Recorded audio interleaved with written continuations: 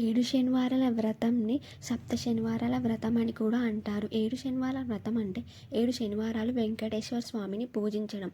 ఈ వీడియోలో 7 శనివారాల వ్రతంని నేను ఎలా చేశానో చూద్దాము. ముందుగా మనం ఏ వ్రతంని ఆచరించినా విఘ్నేశ్వరుని పూజించిన తర్వాత వ్రతాన్ని మొదలుపెట్టాలి.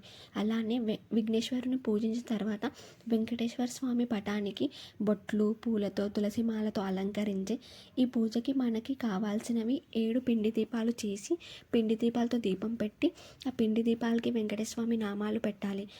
తర్వాత మనకు తోచినంతలో పండ్లు ఏదైనా ప్రసాదము నైవేద్యముగా సమర్పించి కొబ్బరికాయ కొట్టి ఏదైనా వెంకటేశ్వర స్వామి స్తోత్రం పఠించాలి.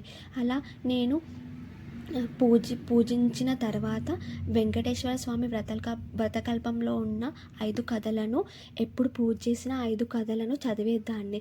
అలా నేను ఈ విధముగా నేను 7 శనివారాల వ్రతం 7 శనివారాలు పూర్తి చేశాను. 7 శనివారాల వ్రతం మనకి ఏదైనా కోరిక అవ్వాలన్నా జరగాలన్నా స్వామికి నమస్కరించి గట్టిగా అనుకొని ఈ వ్రతం ఆచరించిన ఎడల మనకు స్వామి ఆ కోరికను తీరుస్తాడని నమ్మకం.